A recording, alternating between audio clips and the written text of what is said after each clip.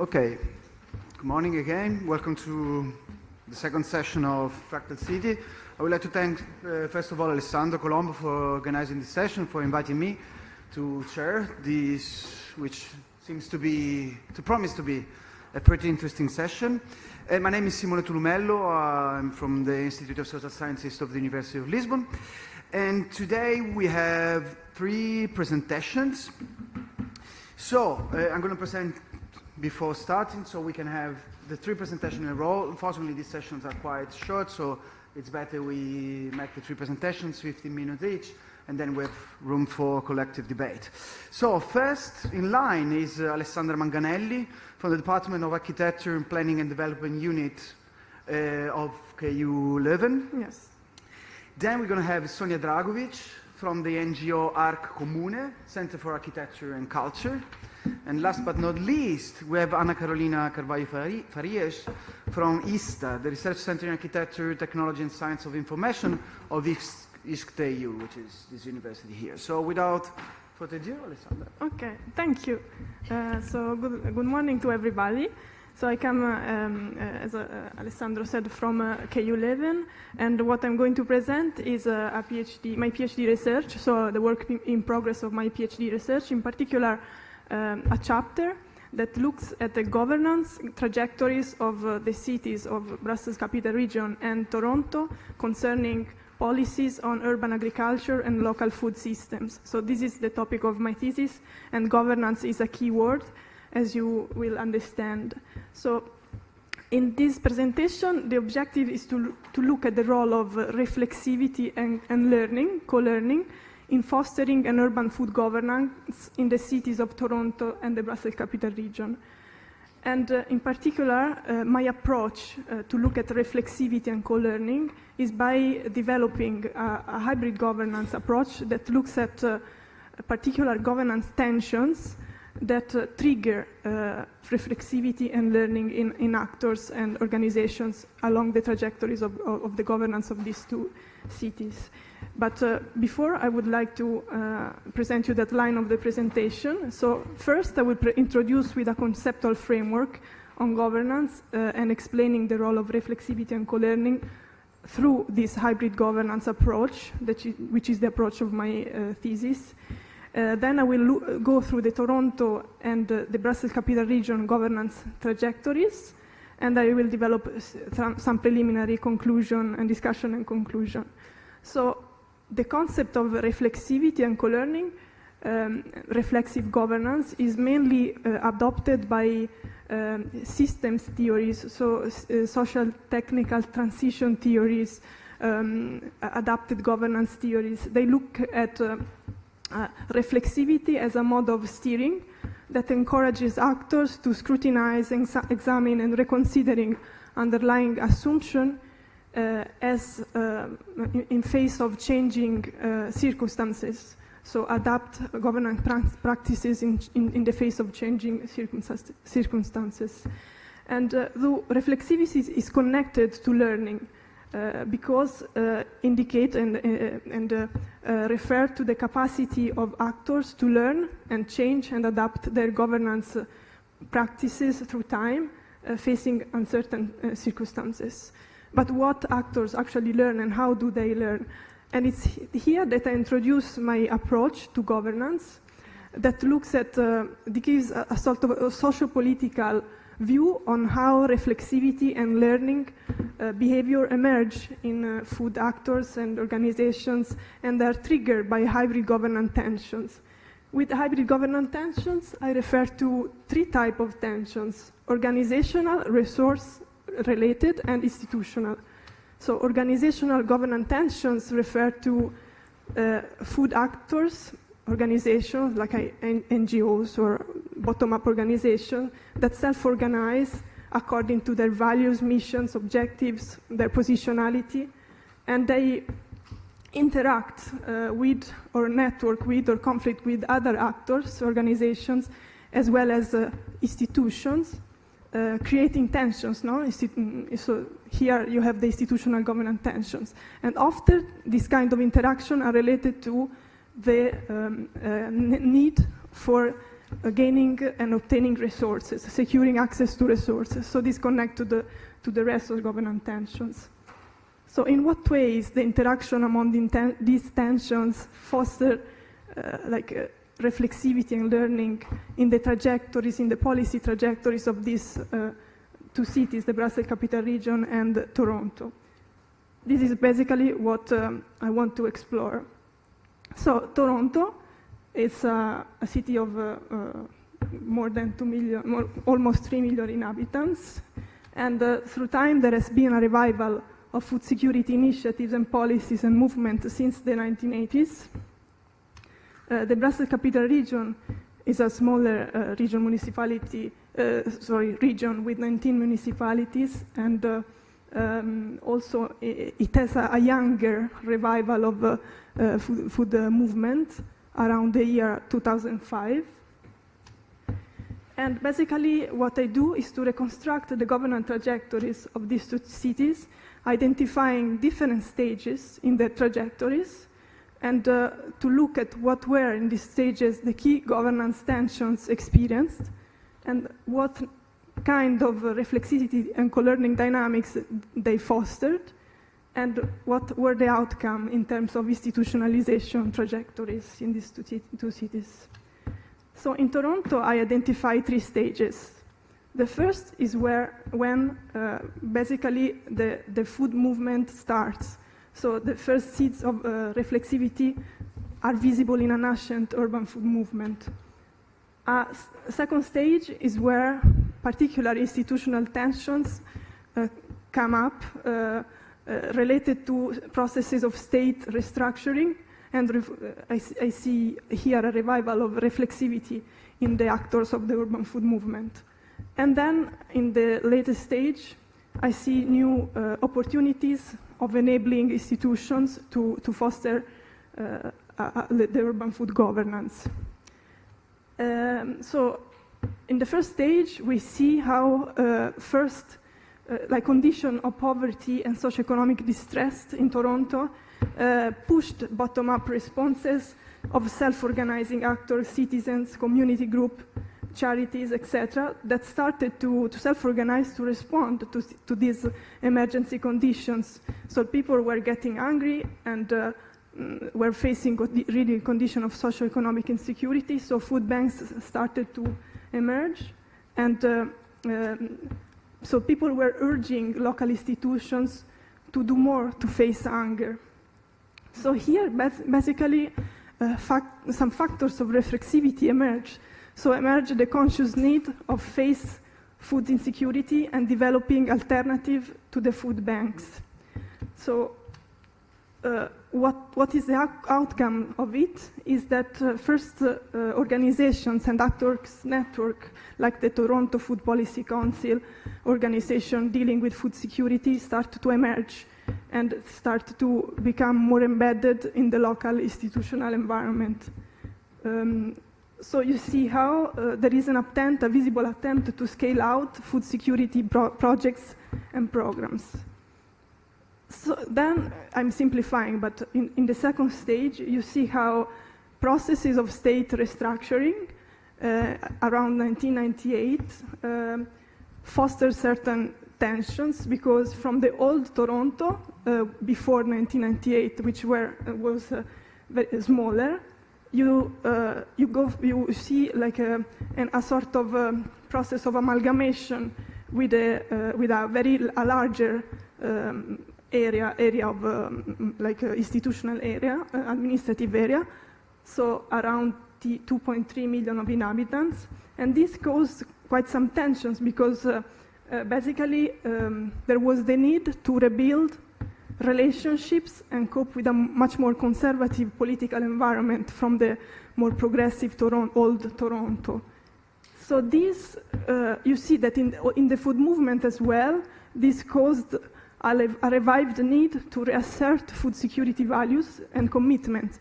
So a revived need to scale out values and sensitize other actors and scale of governance.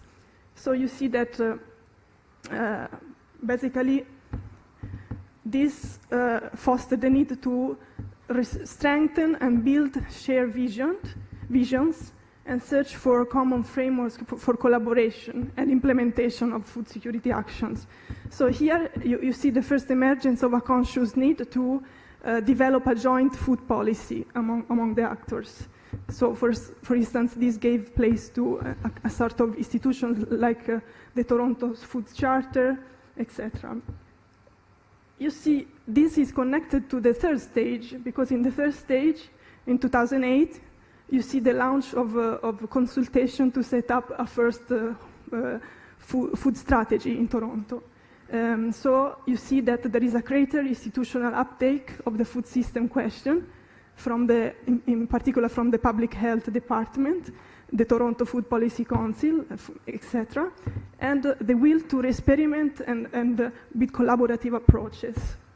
So you see the need to refocus on and scale out food security practices and values. So this, you see how, so there is a revived need to collaborate and also in a situation of resource scarcity, because an increased competition for resources. So you see how it becomes more evident also the need to learn how to cope with these experienced tensions related to resources and the need to collaborate across organizational and institutional spheres. So now, like the Brussels trajectory. So Brussels has a more recent food movement. So in 2005, basically you see the first nascent regional food movement. And in 2003 to nowadays, I see the second stage, where there is, a bit like in Toronto, a greater institutional uptake and presence of for local food policies. So in the first stage, you see that some pioneering bottom-up actors and organizations start to mobilize and self-organize around urban agriculture and alternative food practices. So, and started to connect with institutional players in search for collaborative networks. So organizations related to agroecology, food sovereignty, urban agriculture and gardening starting to pop up, to scale out in the region. And this basically gave place to the first attempt to self-organize, associate, build network, try to collaborate among each other. And establishing first institutional framework for collaboration, for instance, a call for project on urban food gardens and sustainable food. So you see that some first forms of collaboration emerge. In the second stage, we recognize really the emergence of a greater institutional uptake of food system questions in the Brussels Capital Region, in particular the Cabinet of the Environment, that basically set up food as an axe of an interministerial program on employment environment. And this is basically a first programmatic openness towards collaboration and co-production from the state, basically.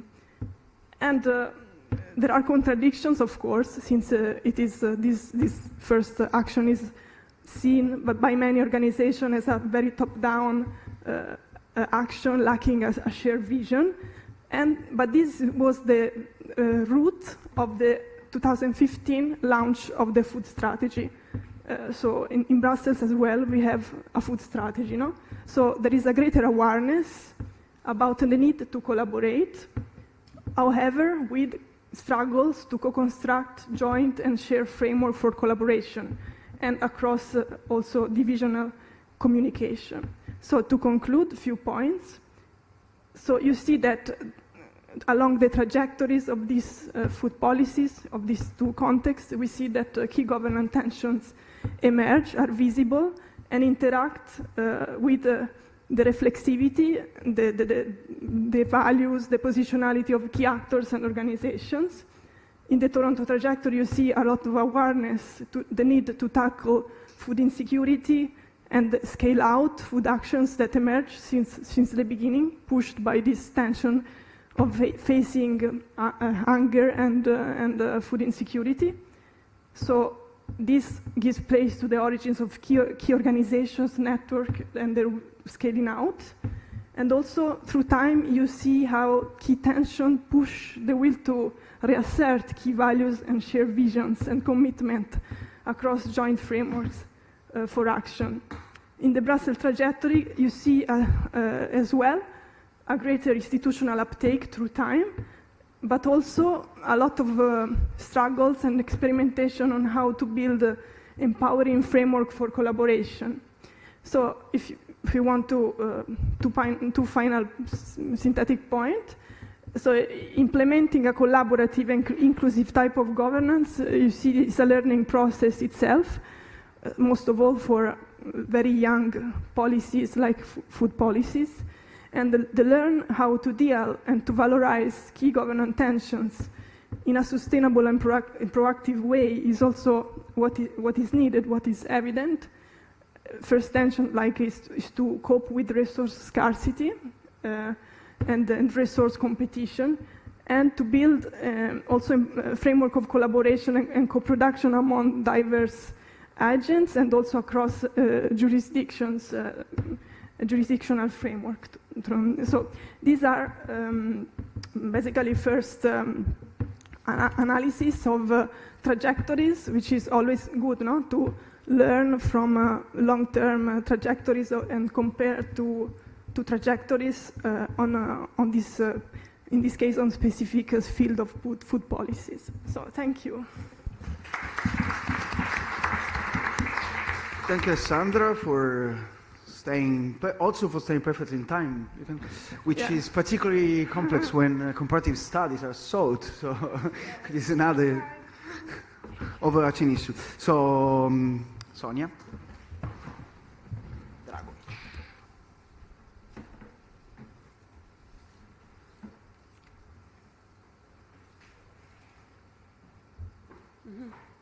I guess you'll help me, huh?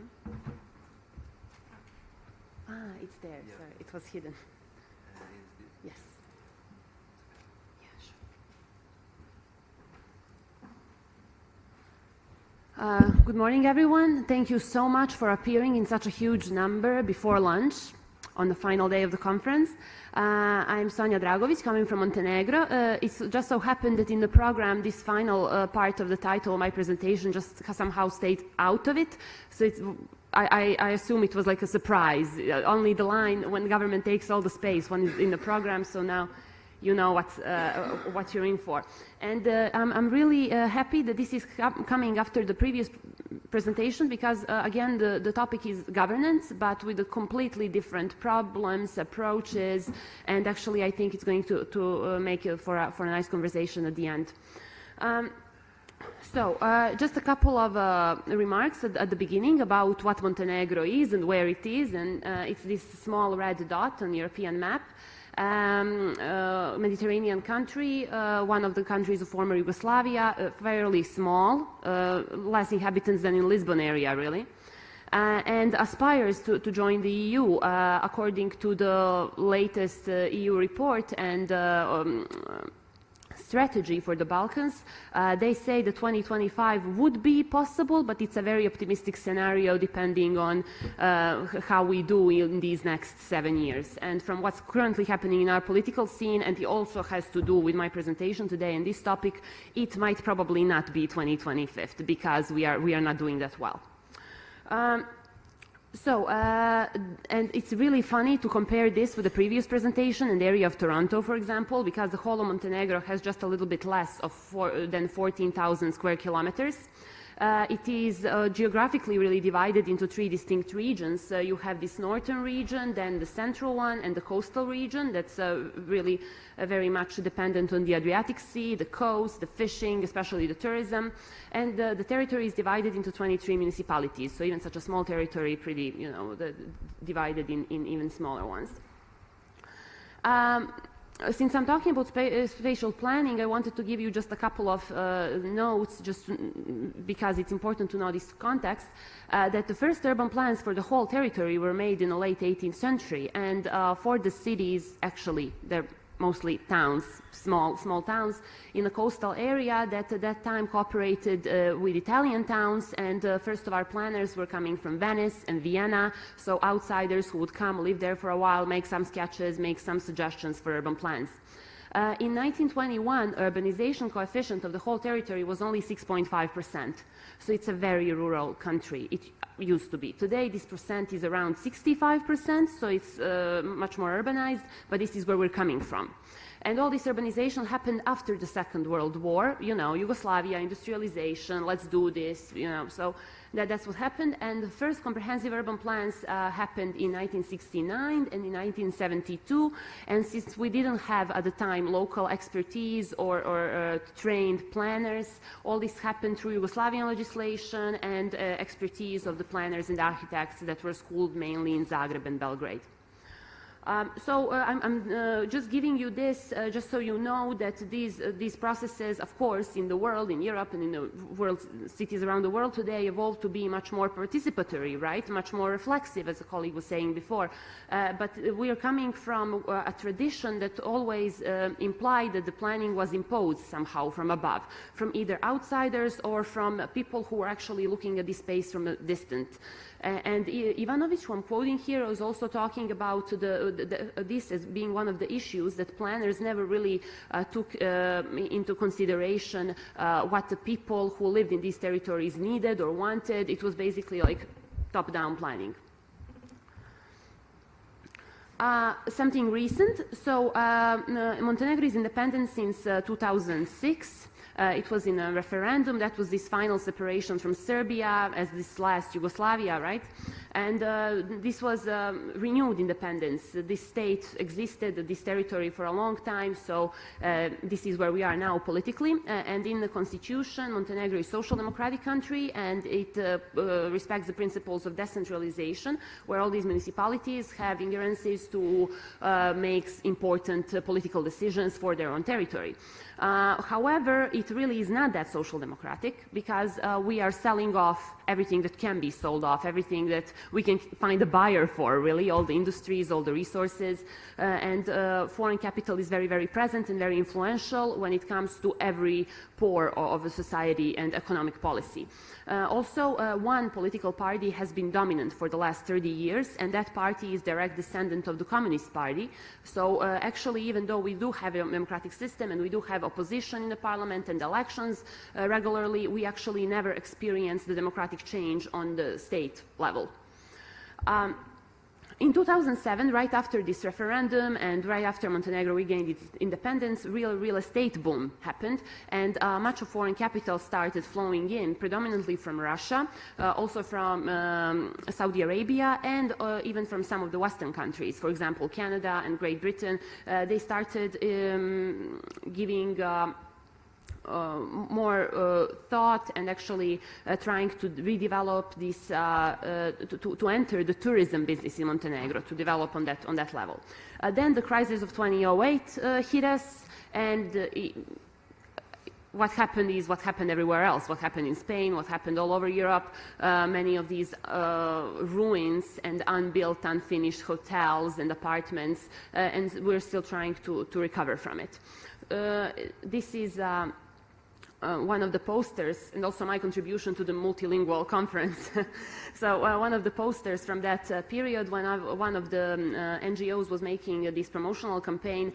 So on one side you see this green leaf, and it's written Divlja ljepota, which is wild beauty, which is the official slogan of the tourism industry of Montenegro, and on the other side you have Divlja gradnja, which means wild building, like real estate gone wild. So actually the main message is that actually we can run out of space. We need to take more care of space. And this was the campaign exactly in this period, 2007, 2008. So even from the independent scene, warnings were coming about what needs to be done to actually preserve the space and plan it better. So the case study that I want to talk about here is this new legislation that was brought into effect in September 2017. Actually, that's when the law was passed. It will actually go into full effect at the end of this month. This last 9 months was like a period to actually get everything in order, previous plans, previous laws, and we are actually only now expecting a full blow coming out from this really interesting step, in my opinion, and according to my conclusions, in the wrong direction when it comes to spatial planning in Montenegro. So what this new law means is that the country will no longer have spatial documents that you all probably know from your countries and from your experiences, where you have a spatial plan for a municipal level, and then you have a spatial plan for maybe for a regional level, and then for national level. And all these different levels are communicating with each other, dependent upon each other, and they are all made in a system that is heavily first dependent on each other, and then just made to function together on a different scales. So what's happening here is that according to this new law, we are abandoning this planning system completely. We are not going to have municipal spatial plans anymore. We're only going to have 2 plans, and one is the spatial plan for the whole country that will be made so that it lasts for 10 years, and we will have general regulatory plan which will be made so that it lasts for 20 years. And this is made on a state level, and it is envisioned, so it's made on in a very detailed ratio, right? So that it can be applicable on a municipal level. But actually nobody knows how this is going to be done. I interviewed every planner and architect who has something to do with this and tried to get more information, but everyone is like, once when it gets into effect, we'll see how it goes. I mean, we're going to be surprised. So it's a risky business, actually. What this means is that the plans are actually made by the ministry. And Ministry in Montenegro that's in charge of this is Ministry of Spatial Planning and Tourism, which is somehow a weird combination, but that's what we have. And the whole process is going to be controlled and led by the ministry. I'll explain in a minute exactly how. And the reasoning behind this, when this law was proposed and then made into effect, is that this is going to fix over-planning, how they call it. Ministry says that we have more than 600 plans, different plans on different scales for such a small territory. So actually, let's get away with that. Let's just make 2 big plans, and also, while we're at it, remove business barriers. And we can see, where this kind of goes. So, of course, this whole thing was opposed from the local governments, planning associations, NGOs. That report about the public debate that lasted for a month is a real book. Like it's like a PhD dissertation, right? And only about 1/7 of all the comments that were written by all these actors who wanted to participate in a debate were actually deemed acceptable. But many of them were of technical nature. Nothing about this core idea was really changed. The process still left very much in the hand of the ministry. And also, apart from many other issues in Montenegro, this was not a partisan issue. So even the local governments that are the same political party as the state government were really much opposed to this, saying, well, this takes a lot of things out of our hands and we are not sure we can function like this. So please don't hate me for this. I'm just going to give you a quick tour through the process. So this is how the process looked like before this new law. And you can see the green part is about how planning legislation for local level was made. And the yellow part is how it was made for the state level. And you can see that they're mixing a little bit, but not that much, right? And basically the state government stays in the domain of making these state spatial plans, while the local government is the main guy, who calls all the shots on the local level. And so this was the previous legislation. Now we have this new law, and I'm only inviting you to see how this column from the government and ministry got really, really seriously stacked. And then you have, you know, only this is local government. These are some new institutions that they came up with, but the local government is only this, and basically what these little, you probably can't read it, it's too small, but I made these graphics before knowing what's the projection going to be like. But anyway, it's what's happening here is that basically local government is only getting informed about this. Like, we're going to make plan for you. And we're also going to organize public debate in your municipality, so you might as well show up. Oh, this is the draft of your plan. And they don't even have the opportunity to veto. There is no, so these other agencies, like for example, Agency for Telecommunications or for water supplies, they have a veto right to say, no, this is not going to work, here's a better solution. Municipalities don't have this opportunity. They're like, okay, this is your plan, and they can't really do anything about it. The law does not foresee how the municipality can complain to the government if they're not happy with the plans that have been made. Something that might have caused this is this. As you can see, the colored territories are the ones that are no longer controlled by the dominant political party. So this one up here has been in opposition for 2 decades, these two for 4 years, this one for 1 year, and the other one for 2 years. So it seems that there is about to be, some political shift is about to happen. So maybe more people on the local level will decide against this dominant political party. And it seems so that the dominant political party uses its dominance on the state level to actually introduce legislation that will make it easier for them to control the whole thing. One of the references for people who were criticizing this was European Charter of Local Self-Government that says that public responsibilities should generally be exercised in preference by those authorities which are closest to the citizens. And this is what they use to criticize, saying that this is not in accordance with EU framework, and this is something that is going to be a huge obstacle on our path towards joining the EU. Which was rebuffed by the ministry as, no, we are not doing anything about your local self-governments. You are free to govern as long as you govern within the framework that we've given you, which is it. And we have Brenner, and you probably all know about his critique of these different levels of governance and how it all got like supranational and supranational, and how the actual state power is getting weaker and weaker because we have supranational institutions like the EU, and then institutions within like the European regions, local governments. So in that context, we could ask a question, okay, maybe this is a way for the state to regain some power from all these capitalist influences and actually reassert itself in this new. But that's actually, that's not what's happening. Here we also have Harvey saying, since the urban process is a major channel of surplus use, establishing democratic management over its urban deployment constitutes the right to the city. So it's fundamental that people can influence the process in order to assert how the urban development is managed, hence to assert their right to the city. This is a photo from one of the public debates according to the old law still. You see how many people, 200 people showed up at the local municipality to protest about the local plan that they deemed fundamentally wrong for this area. So and the question can be asked now, who is going, if this is not happening anymore, if we don't have this kind of engagement at the local level, who is going to do this? Because the ministry is completely changing the game. And also, how do we get civic engagement? This is my nod to all the presentations from yesterday about artistic interventions in public space. This is one of our projects, happened last year. But what is actually how the citizens are going to have motivation to get engaged if all this decision-making is removed so far from them?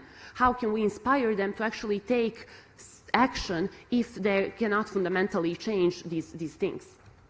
And also, what is there to govern if not spatial development? Because spatial is social, spatial is economic, spatial is political. If we don't have ingerences over how do we develop our space at the local level, at the civic level, then what are we actually doing? Thank you for your...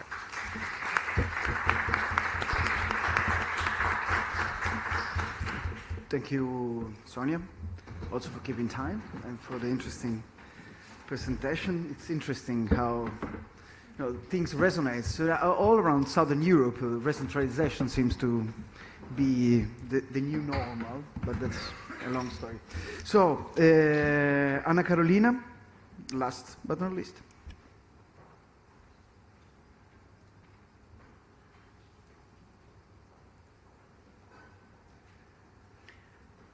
Good morning, everyone. My name is Carol Farias. I'm architect, and I'm doing my PhD research here in ISCTE. I'm focused on bip-zip program, which is a housing policy from the Lisbon municipality. My intent is design an observatory, a kind of platform that would improve participation channels and enable monitorization about the program. Today I'm presenting a study where I've tried to understand the top-down and the bottom-up vision concerning to local development, which is a core concept within the bip-zip program. Accordingly, Roberta Capello, local development is a micro-regional and micro-behavioral development approach, which considers the space as something diversified and relational, orientated towards competitiveness based on these characteristics. So it's a long-term approach where tangible and intangible, exogenous and endogenous elements are seen as supplies. Here, decision-making capacity of local actors is very important. The capacity of local actors control the development process. I've studied several documents in order to comprehend the top-down vision. Above this line of the national and supranational agreements, and under the local documents, first of all, the Treaty of Lisbon, which is a treaty that joins the Treaty of European Union and the Treaty of European Union Operation. So it's a kind of constitution European Union. Their cohesion is seen as a solidarity value, very important to the harmonious development in Europe. The Barca report, which is an independent report that tried to reform the cohesion policy here in Europe.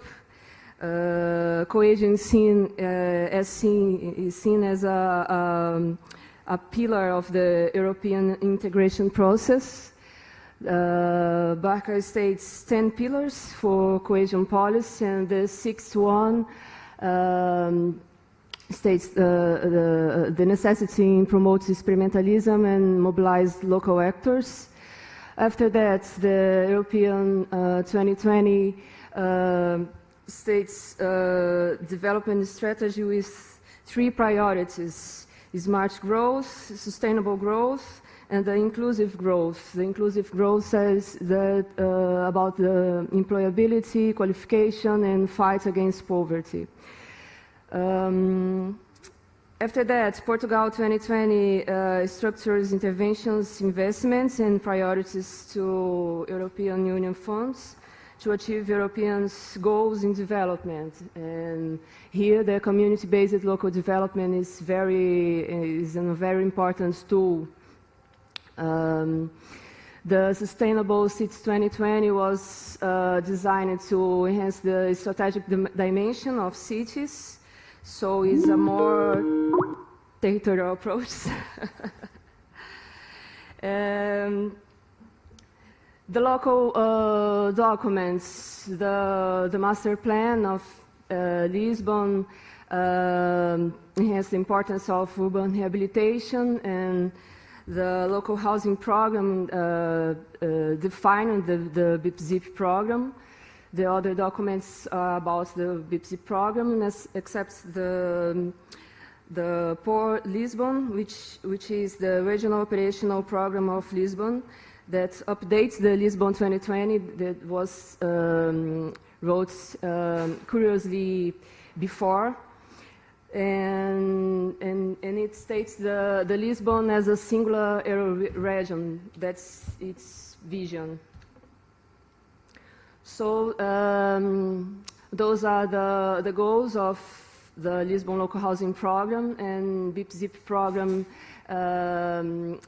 was designed under the letter B about improve the city, which is improving the quality of urban life and territorial cohesion. Finally, I will explain which means bip-zip. That is Priority Intervention Neighborhood and Zones, bairros e zonas de intervenção prioritária in Portuguese. And it is provided as a toolbox composed by a chart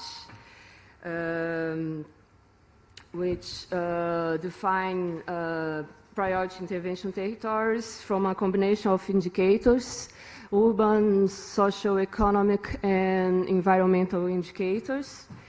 An annual financing program which promotes small projects led by local initiatives until 50,000 euros under 6 thematics, which are improve neighborhood life, skills and entrepreneurship, rehabilitation and requalification spaces, inclusion and prevention, and promotion of citizenship.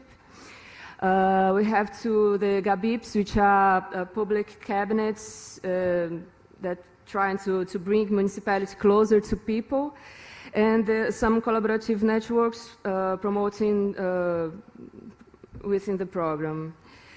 So this is the chart. This is the map of Lisbon, and in blue are marked the priority intervention territories, which are 67. That's how the financing program have been happening in this 7 years of program. We can see an apex in 2014 in amount of projects. In blue, the applications, and in orange the approved projects. Almost the same way in the investments in euros per year. We can see an apex in 2013, and after that all years have the same amounts of euros. The GABIPs, the public offices are distributed in this way on the territory, marked by red. So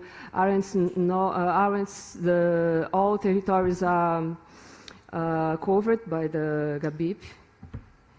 And those are the collaborative networks, the community-based local development Lisbon network that brings local organizations together, the specialization course in collaborative territories from here, ISCTE, that provide ISCTE and Architects Without Border and the Lisbon municipality, and some international projects which aims share knowledge and experience between European cities. The bottom-up vision, I tried to understand with some interviews. I did 13 interviews until now, 9 of them with local leaders from different kinds of associations, and 4 with technicians of the local development department of Lisbon municipality. The map shows the territories where the local leaders act in Lisbon. And I did 5 questions to them. The first one is what is local development for them. To the local leaders, local development refers to the improvements of the territory and the quality of life through the involvement of the people.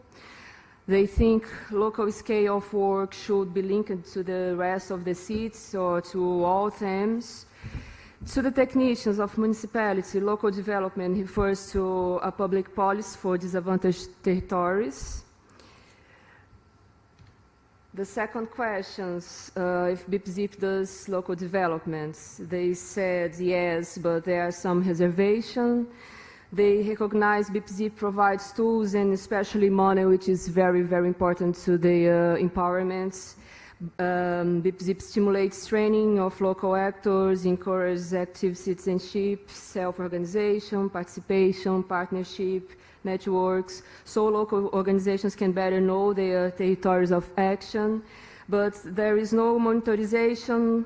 Local organizations need tools in project management. The diagnosis that supports the bip-zip has not been updated. Those indicators that were used to construct the chart that was constructed in 2011 used indicators from 2000, so we have 18 years of lag. And the program do not define priorities for each territory, treating all territories equally, so these are the problems they realize. If their local organizations do local development, they said yes, because they create jobs and answers in education, social inclusion, train people and enlarge skills.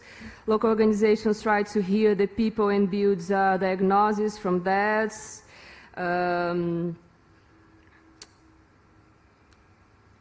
For municipality technicians, bip-zip promotes the sense of ownership and sharing of responsibilities in the governance of territories with residents. But local leaders said projects have few time for achievements and the results are not yet measured. They think they do local development, but they don't know, say, how.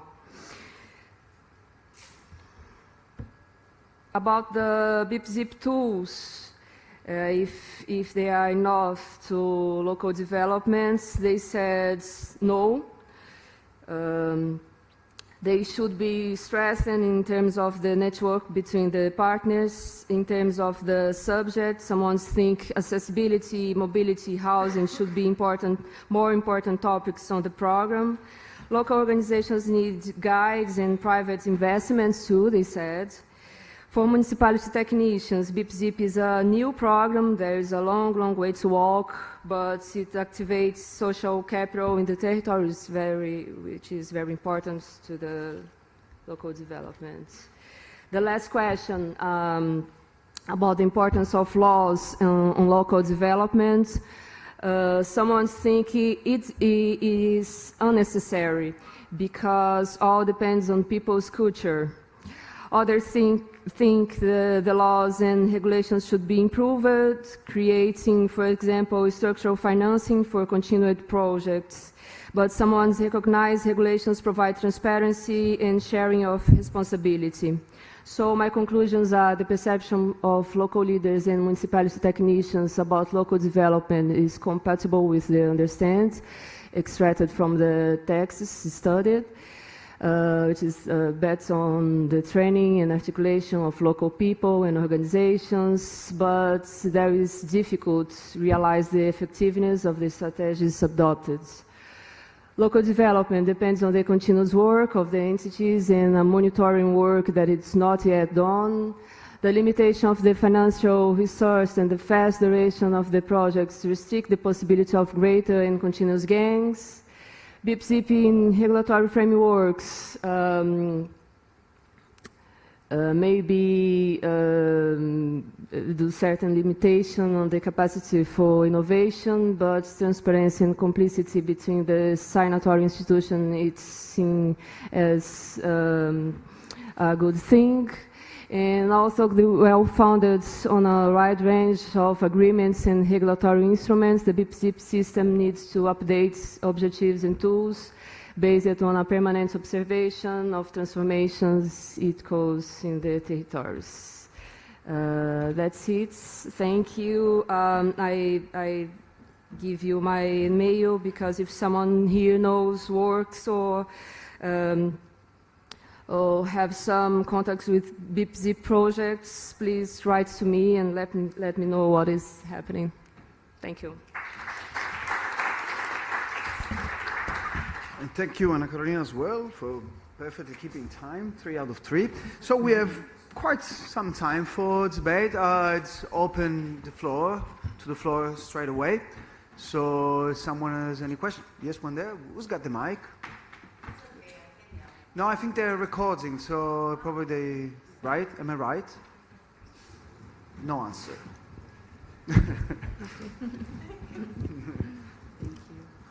Okay, so thank you everybody for your presentation. So a comment for Alessandra. It's not actually a comment, but I wish send my love to Frank Mullard. I'm his illegitimate KULeuven kid. Okay. And a question for Sonja. I'm wondering if this new governmental decision making with respect to spatial planning, is there any chance that this is inspired by disastrous Budva municipal plan developed 10 years ago by Miodrag Ralevic? And because if it is, it's really a step forward, right? And then I'm also thinking what is the role of city managers in this sense if the government is taking everything all over? Because, I mean, city managers were in charge of managing literally everything, including the urban and spatial planning. And also, is there any kind of awareness with respect to your country's cultural heritage in this new kind of planning system? Because basically you guys are you have no cultural heritage anymore. Everything is destroyed, and the Hotel Fjord in Kotor is the last example. So that's me. Thank you.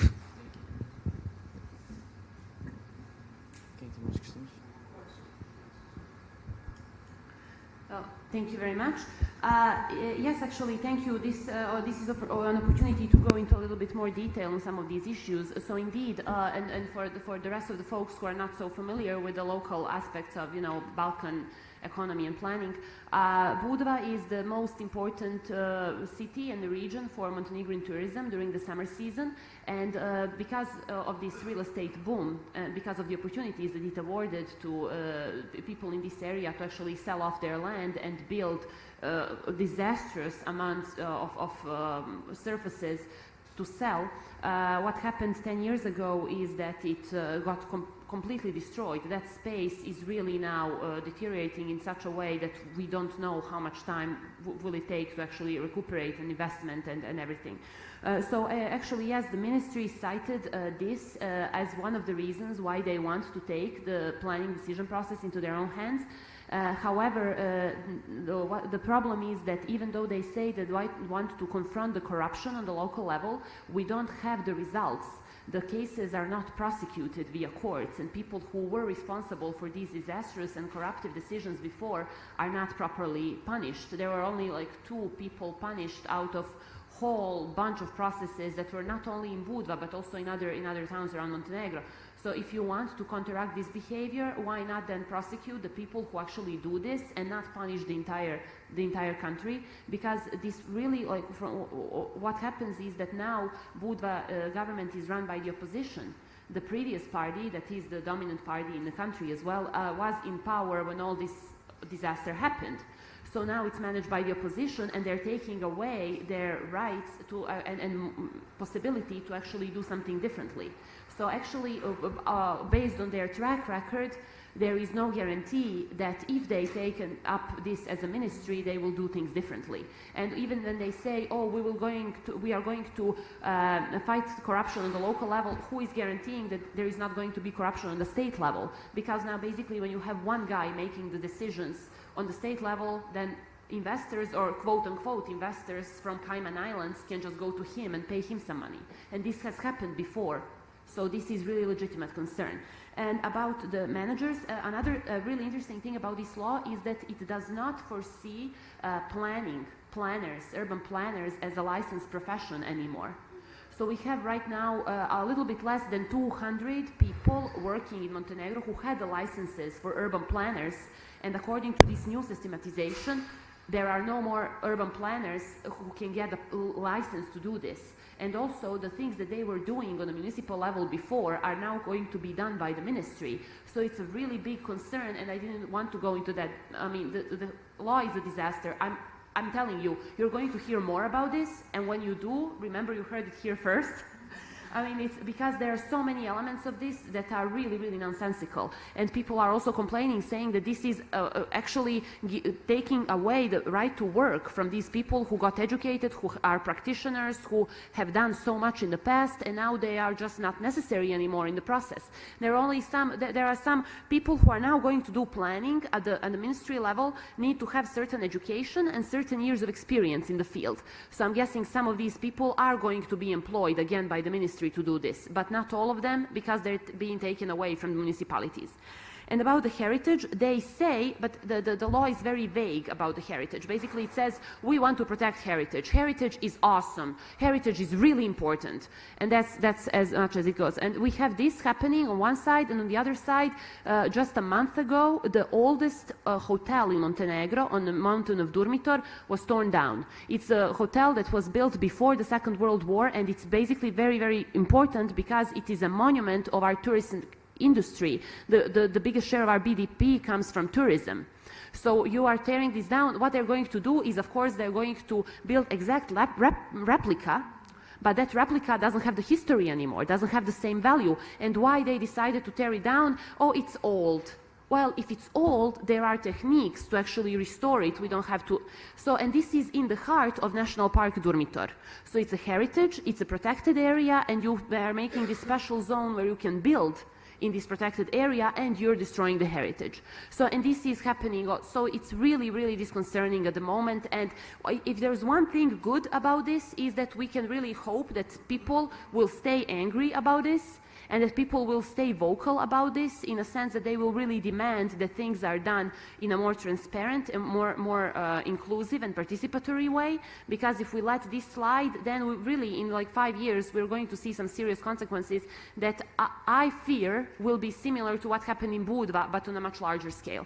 I'm sorry this took too long. Thank you. More questions?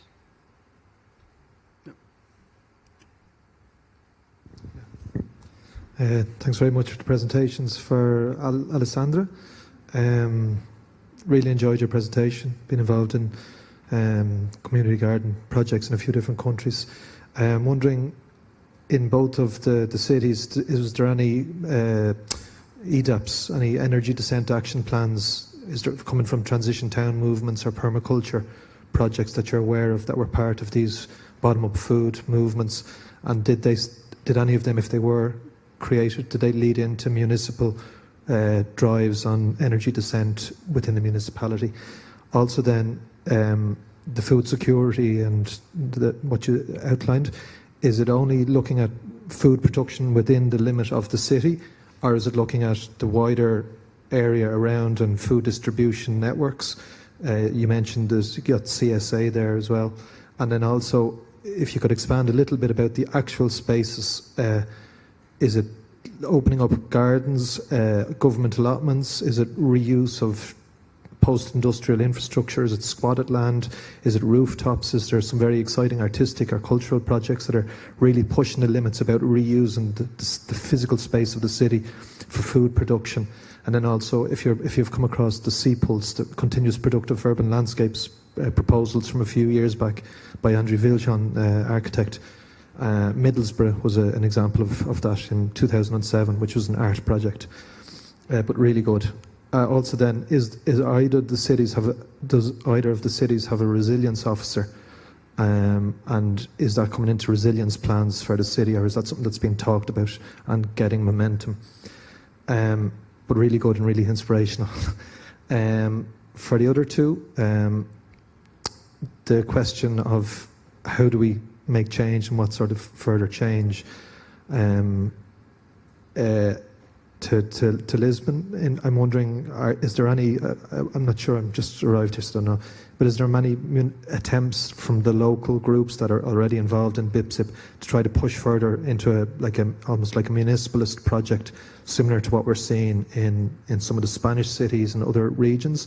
Did any of the actors that you've talked with, did they participate in the Fearless Cities conference in 2017 in Barcelona? And are any of these people or yourself involved in the Fearless Cities network connected with the New York discussions that are happening in July? And if nobody is, can we try to connect with these wider networks to try to look about what change might mean? And it also applies for Montenegro. So thank you very much.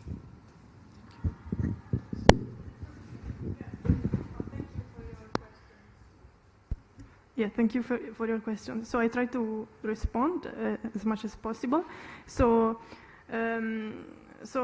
about, for instance, transition or permaculture idea inspiring this kind of movement, for sure, in Brussels there is a strong presence of transition movement.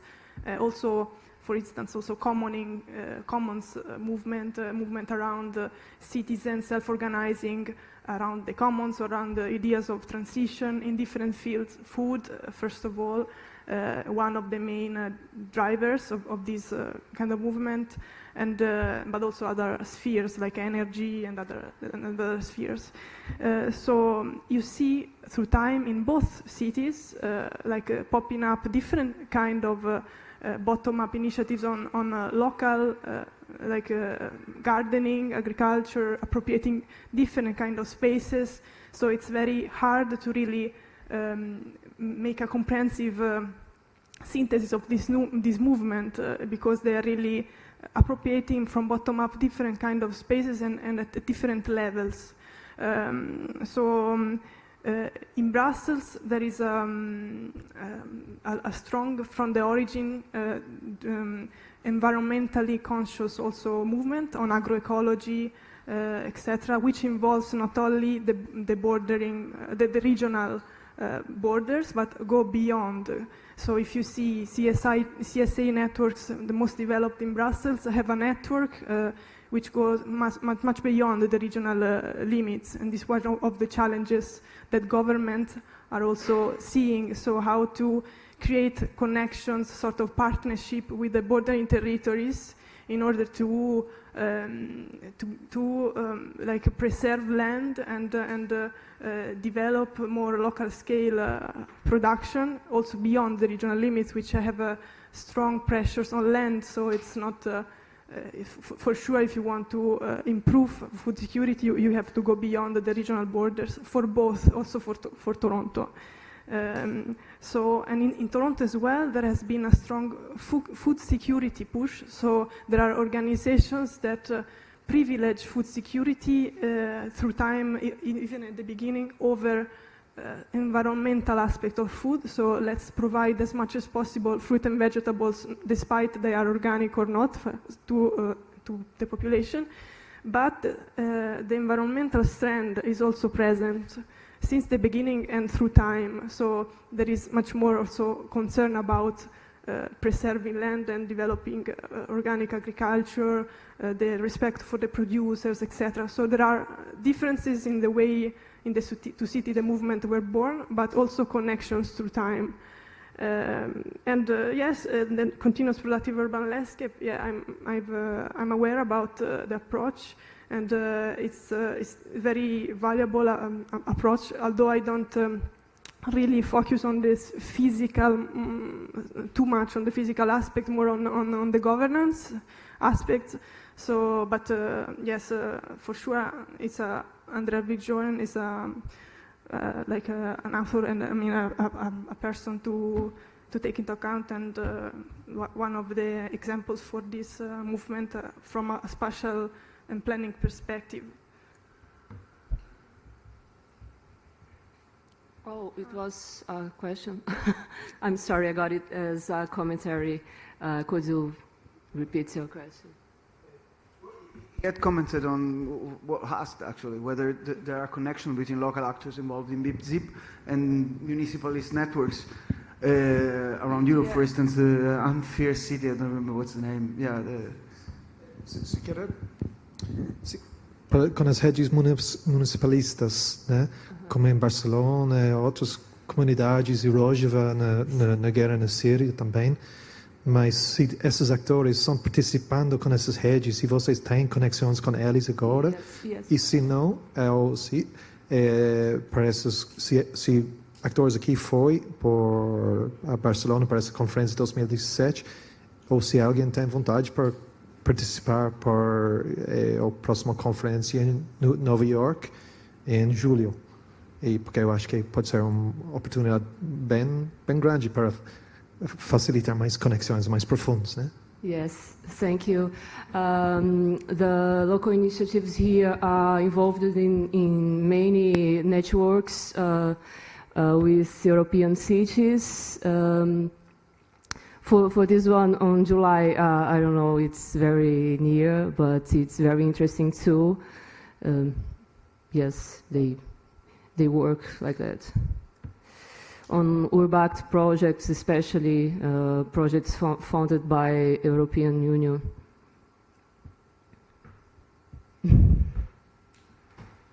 And so yes, what is happening is that there have been some beginnings of, I would call them urban social movements in Montenegro, especially in Podgorica and Kotor, so where the concentration of people is the highest and where concentration of the problems is highest. And you do have intense communication between these groups, but there are also the resources are not that big, in a sense that all of these people have other daytime jobs that they have to keep doing, and plus they have to carry this really immense burden of being public activists and being really opinion makers in a way, because you need different approaches and you need analysis that will counter the narrative that is given by the authorities that have all the resources, all the media attention, everything. So we can really only hope that before we get some really bad and catastrophic even developments in the space as a result of such approach that I described today, there will be more awareness in the general population and stronger protests. So something exists, but still these are enthusiasts, architects, urbanists, and enthusiastic experts who are trying to, on their free time, do something about it. So we can only wish them luck. We have time maybe for another question. No one. Yes.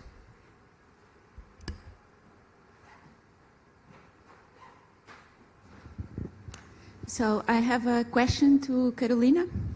So you said that there is no monitoring of these bip-zips, but do you have There is no monitoring? So you don't. Yes. You said in the end of it so that it's needed, but do you have any idea about the results? So are these projects of local development tackling the issues that they were supposed to? And then I have a question for Sonia. Do you think, so I understood that the law passed, but the spatial plans are not made. So do you think they are feasible even?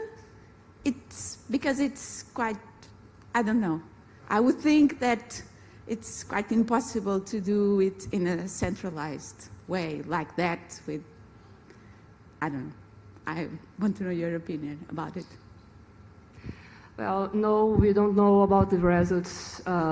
Even Lisbon municipality knows about the results of bip-zip projects.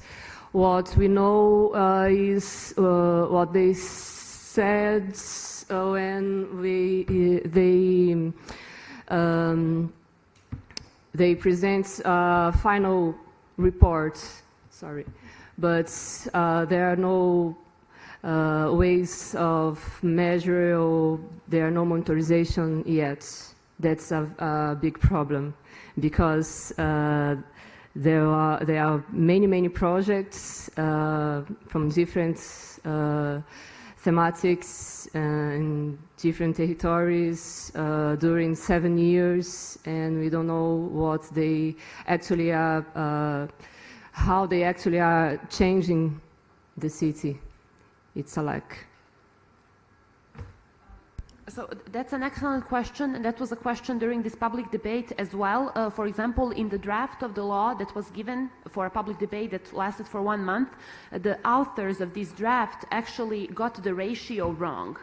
They got the ratio that they were proposing in the law wrong, and then the urban planners were commenting on this draft saying, look, if you demand by law this ratio, we cannot plan a square in this ratio. It's like, it's not going to be detailed enough. We will not be able to put what needs to be where.